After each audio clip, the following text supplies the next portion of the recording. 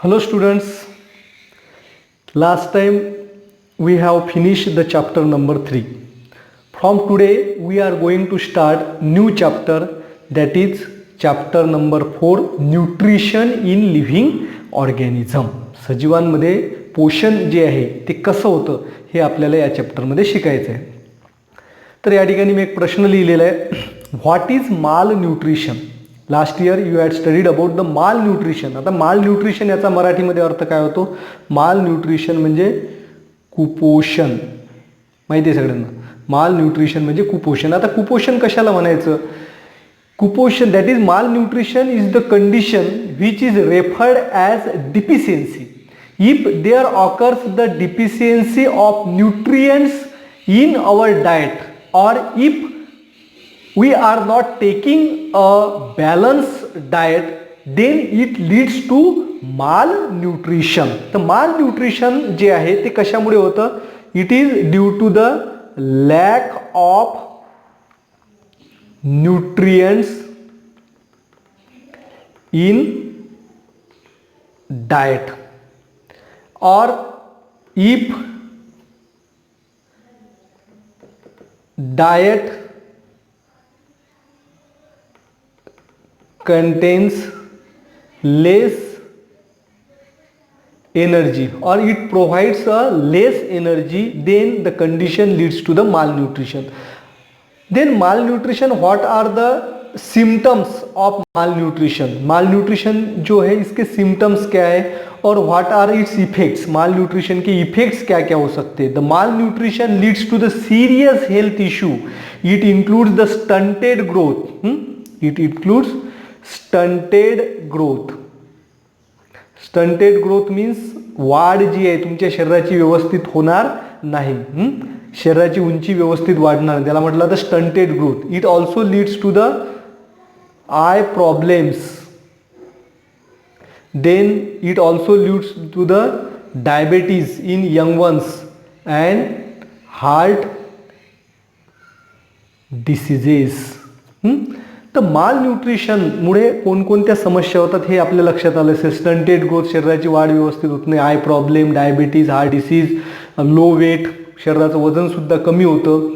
And malnutrition affects billions of people in worldwide. जगामध्ये लाखो लोक जे आहे हे माल न्यूट्रिशननी प्रभावित झालेले आहेत. Specially the childrens are prone to be malnutrition. लहान मुलांमध्ये माल न्यूट्रिशन, कुपोषणाचा प्रकार आपल्याला जास्त दिसून येतो. तर माल न्यूट्रिशन होऊ नये, आपलं कुपोषण होऊ नये याकरता आपण काय करायला पाहिजे. You have to take the proper nutrients in the diet.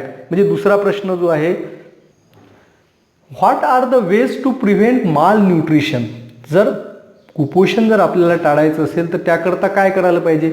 You have to change in your diet. आपला डाएट हा त्या ठिकाणी चेंज करायला पाहिजे. You must have to take the balance diet. Balance डाएटबद्दल आपण मागच्या वर्षी शिकलो. देन इटिंग फूड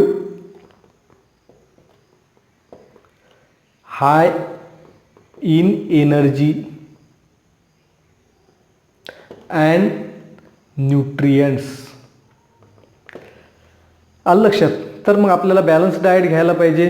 ज्या अन्नामधून आपल्याला एनर्जी जास्त मिळतील ते अन्न आपण खायला पाहिजे आणि न्यूट्रियंट्स आपल्याला घ्यायला पाहिजे. तर यावरून तुमच्या लक्षात आलं असेल तर what is the need of nutrients. न्यूट्रियंट्सची आपल्या शरीराला किती गरज आहे आणि का गरज आहे, आणि तेच आपल्याला या चॅप्टरमध्ये शिकायचं आहे. तर न्यूट्रिशनबद्दल आपण सगळ्यात आधी शिकूया. Then what is the nutrition? Nutrition, it is a process of taking in and using food which takes place in living organism is called nutrition. Nutrition म्हणजे ही एक प्रक्रिया आहे. या प्रक्रियेमध्ये सगळे सजीव काय करतात, आपलं अन्न घेतात आणि अन्न घेतल्यानंतर त्या अन्नाचा उपयोग ते आपल्या शरीराच्या वेगवेगळ्या कामाकरता करतात आणि यालाच काय म्हटलं जातं, nutrition. The need of nutrition. न्यूट्रिशनची गरज काय. Due to the nutrition our body get the energy. आपल्या बॉडीला काय मिळतं, त्यामुळे एनर्जी मिळतं आणि this energy is required to perform the different work. आपण जे काही शरीराच्या मार्फत कामं करतो ते कामं करण्याकरता आपल्याला एनर्जीची गरज असते आणि ती एनर्जी आपल्याला न्यूट्रिशनपासून मिळतं.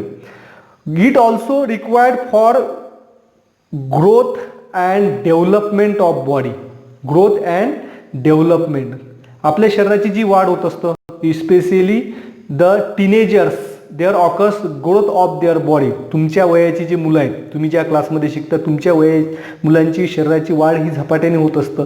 आणि ही वाढ होत असताना ती वाढ होण्याकरता आपल्या शरीरामध्ये न्यूट्रिशियन्स हे भरपूर जायला पाहिजेत. आणि त्यामुळेच आपलं न्यूट्रिशन जे आहे ते आपण योग्य होतंय की नाही त्याकडे आपण लक्ष द्यायला पाहिजे. Then third, to replace the damage cell and repair the tissue. आपल्या शरीरामध्ये जे सगळे ऑर्गन्स जे आहेत ते कशापासून बनलेले आहेत? सेल्सपासून बनलेले आहेत. आणि सेल्सपासून काय तयार होतात? टिश्यू तयार होत असतात. आणि सेल जे आहेत हे निरंतर त्यांची डिव्हिजन होतं. डिव्हिजनमुळे नवीन सेल तयार होतात. आणि जुन्या सेल जे आहेत त्या जुन्या सेल खराब होत असतात. आणि खराब झालेल्या सेल जे आहेत त्याचं रिपेअरिंग करण्याकरता सुद्धा न्यूट्रिशनची गरज असतं. And it is also required to fight diseases. आपल्याला जे वेगवेगळे आजार होतात त्या आजाराशी लढण्याकरता सुद्धा न्यूट्रिशनची गरज असतं. कारण आजाराशी लढण्याची जी रोगप्रतिकार शक्ती जी आहे ती सुद्धा या न्यूट्रिशनमुळे तयार होत असतं. Therefore nutrition is very important for a good health of our body. Now we have to study the types of nutrition. Now you see the nutritions are of two types, autotrophic nutrition and heterotrophic nutrition. आता autotrophic हा शब्द आपण ऐकलेले आहे. Autotrophic चा अर्थ काय? Those can produce their own food and heterotrophic means those depend for their food on other organism are called as heterotrophic nutrition. आता autotrophic nutrition म्हणजे काय? There are all green plants, they produce their own food material and thus they nourish themselves and this is called as autotrophic nutrition. And heterotrophic nutrition means most of the organisms except the green plants they depends for their food on other living things, that is plants and animals, and therefore this type of nutrition is called as heterotrophic nutrition. आलं लक्षात? Autotrophic nutrition म्हणजे जे सजीव स्वतःचं अन्न स्वतः तयार करून स्वतःचं पोषण करतात त्यांना ऑटोट्रॉपिक न्यूट्रिशन म्हटलं जातं. Example are the plants, all green plants. सगळे प्लांट्स काय करतात? स्वतःचं अन्न स्वतः तयार करतात म्हणून त्यांच्यामधलं न्यूट्रिशन हे ऑटोट्रॉपिक आहे. Heterotrophic nutrition means example animals. सगळे ॲनिमल्स जे आहेत ते स्वतःचं अन्न स्वतः तयार करत नाहीत. काही ॲनिमल्स हे वनस्पतींवरती अवलंबून आहे. For example cow, buffalo, deer etcetera. And some animals they are carnivorous. काही ॲनिमल्स कार्निवोरस आहे जे दुसऱ्या प्राण्यांना खाऊन आपली शिकार करतात आणि म्हणून त्यांना काय म्हटलं जातं? Heterotrophic nutrition. कारण ते स्वतःचं पोषण स्वतः तयार करू शकत नाही, दुसऱ्यांनी तयार केलेलं अन्न प्राशन करतात म्हणून त्यांना हेटेरोट्रॉपिक न्यूट्रिशन असं म्हटलं जातं. न्यूट्रिशनमुळे काय होतं मग? Due to the nutrition our body get the nutrients. आपल्या शरीराला काय मिळतात? न्यूट्रिएंट्स मिळतात. And this nutrients are very essential for the life processes. Some life processes go on continuously in living organism. आता लाईफ प्रोसेसेस म्हणजे काय? Life processes कोणकोणते आहेत आपल्या शरीरामध्ये? There are various life processes takes place in our body. Digestion, excretion, circulation, respiration, these are the life processes. ह्या सगळ्या काय? लाईफ प्रोसेसेस आहेत. आणि बऱ्याचशा लाईफ प्रोसेसेस ज्या आहेत ह्या कंटिन्युअस सुरू असतात. फॉर एक्झाम्पल सर्क्युलेशन कंटिन्युअसली सुरू असतं. त्यानंतर डायजेशनची प्रोसेस सुद्धा आपल्या शरीरामध्ये सुरू असतं. आणि ह्या लाईफ प्रोसेसेस करता न्यूट्रिएंट्सची गरज असतं. आता न्यूट्रिएंट्स आपल्याला कुठून मिळतात? We get the nutrients from the food stuff. आता फूड स्टफ्स म्हणजे काय? अन्न पदार्थ. जे पदार्थ आपण खातो ते सगळे अन्न पदार्थ जे आहेत त्यांना फूड स्टफ असं म्हटलं जातं. आता फूड स्टफ याची डेफिनेशन काय आहे? फूड स्टफ हे असे पदार्थ आहेत. Food stuffs are the substances which are digested and assimilated for obtaining energy and for the growth and health of our body are called food stuff. अन्न पदार्थ म्हणजे जे पदार्थ आपल्या शरीरामध्ये पचवले जातात आणि पचवल्यानंतर त्याचं काय होतं? अस्सिमिलेशन. आता अस्सिमिलेशन, डायजेशन तुम्हाला माहित आहे, पण अस्सिमिलेशन म्हणजे काय? अस्सिमिलेशन म्हणजे जे अन्न पदार्थ आपल्या शरीरामध्ये डायजेस्टिव्ह सिस्टीम पचवल्यानंतर ते ॲब्सॉर्ब होतात आणि ॲब्सॉर्ब झाल्यानंतर ते शरीराच्या सगळ्या भागामध्ये पुरवले जातात. आणि हे ॲब्सॉर्ब झालेले अन्न पदार्थ शरीराच्या प्रत्येक भागापर्यंत पुरवण्याची जी प्रोसेस आहे त्याला म्हटलं जातं अस्सिमिलेशन. आलं लक्षात? त्यानंतर we get the several types of nutrients from the food stuff. मग आपल्याला जे न्यूट्रिएंट्स कशा मिळतात ते कशापासून मिळतात? फूड स्टफ पासनं मिळतात. Therefore food stuff provides the nutrients. Nutrients म्हणजे अन्नाचे घटक.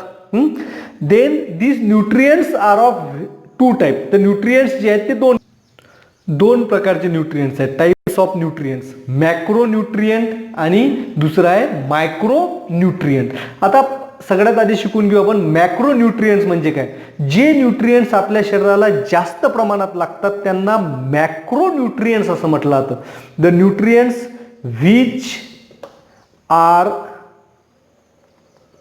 Required in large quantity they are called as macronutrients. आणि मायक्रोन्यूट्रियंट्स कसायला म्हणायचं, the nutrients which are required in very small quantities. जे न्यूट्रियंट्स आपल्याला खूप कमी प्रमाणात लागतात त्यांना मायक्रोन्यूट्रियंट्स म्हटलं जातं आणि जे न्यूट्रियंट्स आपल्याला जास्त प्रमाणात लागतात त्यांना मॅक्रोन्यूट्रियंट्स असं म्हटलं जातं. आता मॅक्रोन्यूट्रियंट्स कोणकोणते आहेत. The macronutrients are the protein,